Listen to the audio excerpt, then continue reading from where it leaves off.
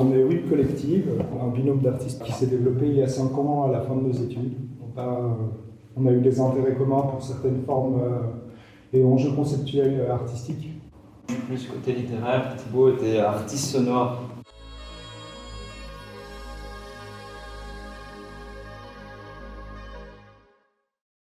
Pluridisciplinaire, c'est un peu vaste, mais on se dit souvent avec Thibaut, c'est souvent l'idée qui va déterminer le médium.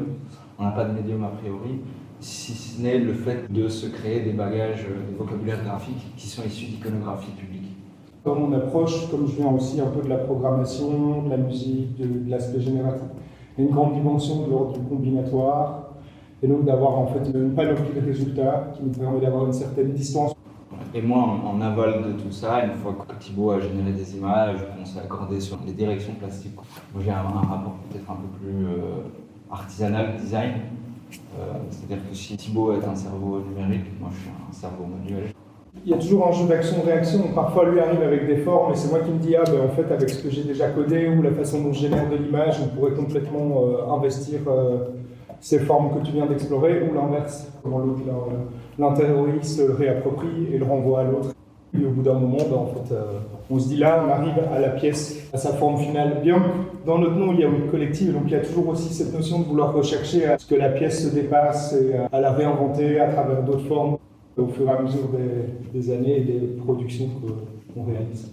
C'est souvent plutôt le projet dans sa globalité qui va nous intéresser. Évidemment que les objets qu'on produit sont hyper importants et témoignent d'un moment donné par rapport à une pratique qui est en constante évolution, en constant work in progress. On aime bien comme ça voir en la pratique artistique quelque chose de commun. Et c'est significatif, on n'a plus de pratique artistique personnelle, elle est à deux et moi je conçois la création vraiment comme quelque chose de commun.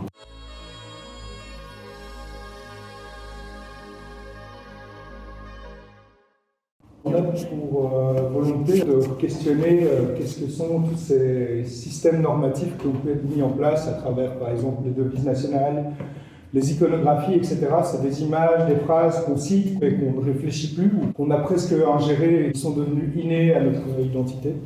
Et donc nous, ce qui nous intéresse, c'est de redévelopper, de les remettre dans un temps de pause, et de se demander en fait qu'est-ce que ces images, qu'est-ce que ces phrases, qu'est-ce que ces mots veulent dire aujourd'hui. C'est souvent des choses qui, si aujourd'hui elles sont invisibilisées par le fait qu'on les voit tellement, qui tendent peut-être à disparaître, les devises nationales sont quelque chose qu'on questionne. Là ici on est en train de questionner énormément l'iconographie des billets de banque, il y a aussi l'iconographie des timbres qui nous intéressent, toutes ces choses en fait qui sont là depuis tellement longtemps qu'on ne les questionne plus. De la même manière qu'en fait le langage détermine beaucoup plus la réalité qu'il ne la définit, enfin qu'il la décrit. Les images qu'on tend à utiliser pour nous ont un peu ce même rapport à la réalité. Et on les utilise autrement, on aime bien aussi le fait d'utiliser des images qui sont déjà présentes pour en refaire des nouvelles.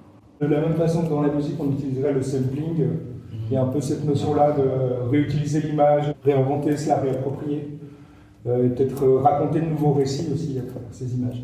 Moi, je me suis pas mal intéressé récemment au travail de Jean-Loïc Lequelec. Et donc, en fait, il répertorie l'ensemble des mythes dans une énorme database sous forme de mythèmes et donc en fait, de formes de récurrence qu'il y aurait dans les mythes qui ont façonné l'origine du monde. En fait, j'ai l'impression que dans ces images, dans ces phrases, etc., il y a aussi en fait ces récurrences et c'est aussi un peu ça que j'ai envie de questionner. Comment en fait ces cultures se construisent, comment ces imageries apparaissent et surtout qu'est-ce qu'elles veulent dire aujourd'hui. Et à quel point elles nous façonnent sans qu'on s'en rende compte. Moi j'ai étudié le latin, la plupart de nos titres viennent du latin. Et donc il y a effectivement, comme dit Thibaut, en tant que Belge, on s'est posé la question de comment se définir par une culture. On vient d'un pays qui est hyper jeune, très très jeune, qui est au centre de l'Europe et en fait définir la culture belge pour nous c'est difficile, alors peut-être qu'on a besoin de piocher dans énormément d'iconographies qui sont issues de plein de cultures globalisantes. Dans la formalisation des chefs de pièces, on nous a souvent dit que nos pièces étaient dures à photographier ou étaient un peu imperceptibles et pour nous en fait on a très vite remarqué que en fait, c'était presque un intérêt majeur de notre pratique parce qu'en fait en venant re-questionner l'image, en lui donnant un temps d'arrêt et en fait en la rendant presque invisible, on la relate par exemple comme aux billets de banque où ces billets, on les regarde plus pour leur aspect formel, mais purement pour leur aspect économique et leur valeur d'échange. Et donc du coup, on porte un intérêt particulier à avoir ce rapport-là dans la formalisation de nos pièces. On s'intéresse à tout ce qui est réel, matériel dans le domaine public, mais fonctionnel. Pour nous, ça a un intérêt esthétique qu'on utilise justement dans les cercles artistiques. Il y a toujours un peu cette ambiguïté dans notre travail entre on crée des uniques, mais qui sont en réalité d'une tellement grande série que ça en devient presque des multiples. La série est presque infinie. À travers toute notre pratique artistique, on va lancer énormément de séries sur lesquelles on peut revenir aussi, d'où le work in progress. Pour Jérôme comme moi, on est très touchés par des artistes qui ont des pratiques assez vastes, où il va y avoir des pièces qui sont assez différentes les unes des autres. Après, il y a forcément des matériaux très récurrents dans nos pratiques qui sont forcément le plâtre. Par exemple, il y a une façon de traiter l'image pour après l'envoyer à la CNC pour la gravure, qui est un traitement qu'on a développé ensemble et qui du coup sera très reconnaissable. Après, notre position sur le globe terrestre et les cultures desquelles on est issu déterminent forcément les choix de motifs et des images. Après, ce qui est intéressant, je trouve aussi, c'est de mettre en parallèle différentes cultures et de les mélanger tout en essayant de les respecter, bien sûr.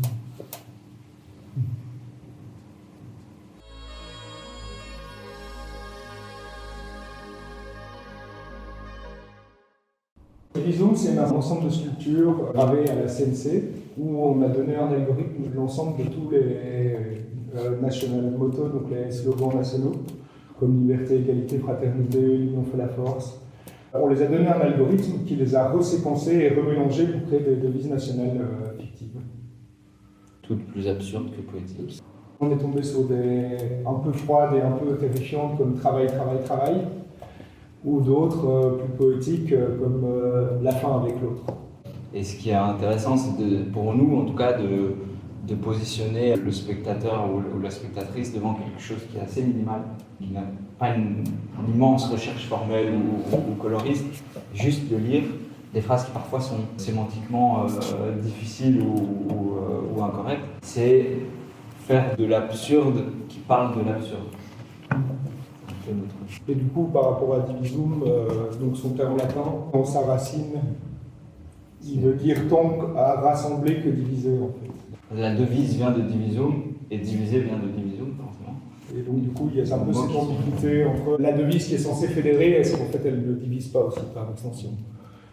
Et pour faire un parallèle avec le projet de l'exposition à venir, ce qui est aussi intéressant, c'est qu'en écoutant toutes les références liées à Bullshit Job, il y a un peu cette notion que le travail, les jeunes ne veulent plus travailler, en réalité si, ils veulent encore, c'est juste que le travail est devenu tellement absurde qu'il y a cette ambiguïté. Comme disait Graeber dans le livre Bullshit Job, il parle un peu de...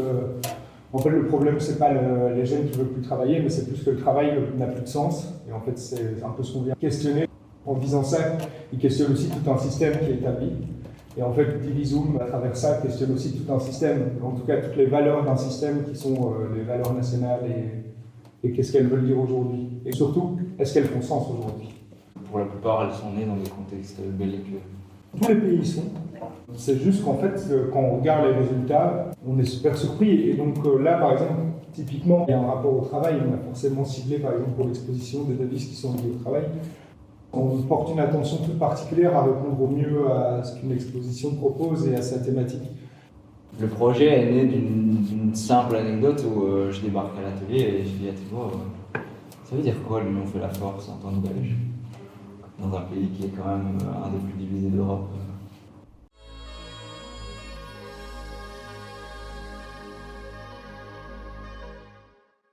Là, la série Spécimen, pour la petite histoire, quand on parlait des devises de justement Divizoom, chaque fois les gens pensaient qu'on parlait des devises monétaires.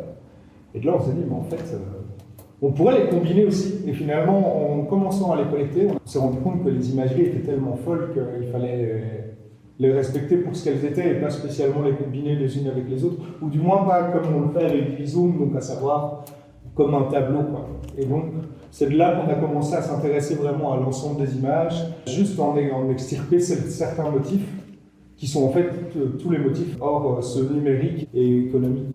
Et inconsciemment, en fait, ça nous fait passer un peu d'une ère littéraire à une ère basée sur l'image même. En tout cas, dans notre production A2, là, on va être vachement occupé sur cette imagerie qu'on a mis un an à récupérer. Et donc, je pense qu'il y a plein de formes qui vont naître, qui sont scénographiées à l'aide des dispositifs de communication. Ou de déambulation. Une espèce de tour qui renvoie à une tour téléphonique ici derrière moi. Et plein de choses comme ça à venir. Le guichet, la barrière, tout ce qui régit les rapports entre êtres humains. Et en fait, se faire ce parallèle entre ce que veulent dire ces images et comment on communique à travers l'image aussi. Là, on est seulement dans le début de la production et de la formalisation, et je pense qu'il y a encore plein de concepts et de choses qui vont émaner au fur et à mesure que les pièces vont se développer. Parce qu'on a ressemblé que, à mon avis, même pas 1% de l'ensemble des images qu'on a récoltées. On a eu l'occasion, là vraiment dans un aspect purement design, de collaborer avec Maxime Allot.